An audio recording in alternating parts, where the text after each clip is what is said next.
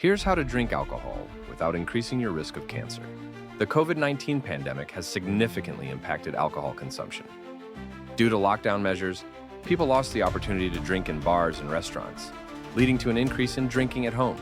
Journalist Kaori Haishi, who specializes in alcohol-related topics, once purchased a 5-liter bottle of whiskey and quickly finished it. Realizing that she had started drinking more at home, she was able to rethink her drinking habits and attitude towards alcohol, thanks to advice from experts with whom she discussed the relationship between alcohol and health. In her new book, The Science of Drinking Alcohol from Renowned Doctors, she summarizes the insights gained from these discussions.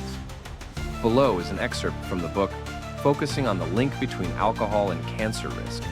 Recent studies show that even moderate alcohol consumption increases the risk of developing cancer. Recent studies show that even moderate alcohol consumption increases the risk of developing cancer. It's well known that excessive drinking raises cancer risk. The likelihood of liver cancer increases as the organ becomes overwhelmed by the breakdown of large amounts of alcohol. You may have also heard that alcohol contributes to esophageal, colorectal, and breast cancers. But does moderate alcohol intake also lead to cancer? In recent years, research has suggested that even small amounts of alcohol can be harmful to health. So, does regular moderate consumption increase cancer risk? In December 2019, the University of Tokyo published a study assessing the impact of low alcohol consumption on cancer risk in Japanese individuals. To learn more, Haishi interviewed one of the study's authors, Masayoshi Zaitsu, an associate professor in the Department of Public Health at Tokyo Medical University. Haishi, what inspired you to conduct this study? Zaitsu. A 2018 article published in The Lancet indicated that even minimal alcohol consumption increases the risk of various diseases.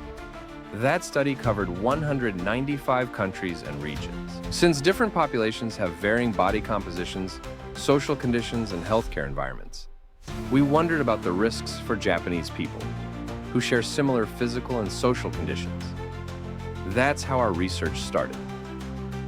Japanese people indeed have a different constitution, with many having a lower ability to break down alcohol compared to Europeans. This raises concerns about how even small amounts of alcohol impact cancer risk, the leading cause of death in Japan. Our study used a case control method, analyzing hospital records from 33 Japanese hospitals to compare 63,232 cancer patients with an equal number of non-cancer patients. Factors such as age, gender, year of diagnosis, and hospital location were considered. The average age of participants was 69, with 65% men and 35% women. Alcohol consumption habits and duration were also assessed.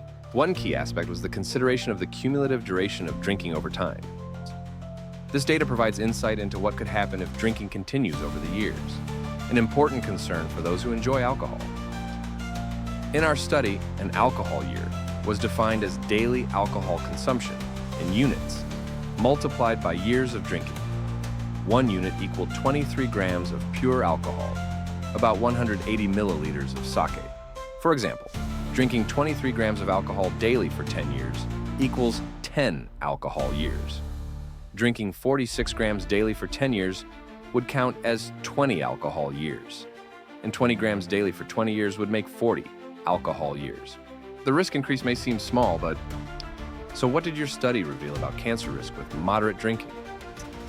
The study confirmed that even low or moderate alcohol consumption raises cancer risk. Those who abstained had a lower risk, while those who drank experienced an increase, even at low levels. People who consumed 23 grams of alcohol daily for 10 years had a 1.05 times higher risk of developing any type of cancer compared to non-drinkers. This amount is close to the 20 grams per day, recommended by Japan's Ministry of Health. This indicates that even small amounts of alcohol increase cancer risk. But what does a 1.05 times risk mean? A 5% increase doesn't seem very high. Some might think the risk is minimal. While it may seem small, it's important to note that this figure is based on 23 grams daily over 10 years. If alcohol intake doubles or triples, the risk increases in a shorter period. Additionally, a 10-year time frame is just a starting point. Over 20 or 30 years, the risk accumulates significantly. For example, someone who started drinking at 20 and continues until 50 would have 30 years of drinking experience. This is not negligible, as a 20% increase over 30 years is substantial. Even small amounts, if consumed daily, significantly raise cancer risk. The esophagus is most at risk. Different types of cancer exist, such as lung, stomach, and liver cancer. Which organs are most affected by alcohol? The esophagus faces the highest risk, with a 1.45 times increase over 10 alcohol years. For the lips, mouth, and throat, the risk increases by 1.1 times. It's well established that alcohol primarily affects the upper digestive tract. Additionally, the risk is 1.22 times higher for the larynx, which connects the throat to the windpipe. These findings are based on drinking 23 grams daily for 10 years. The risk continues to rise with increased consumption and duration.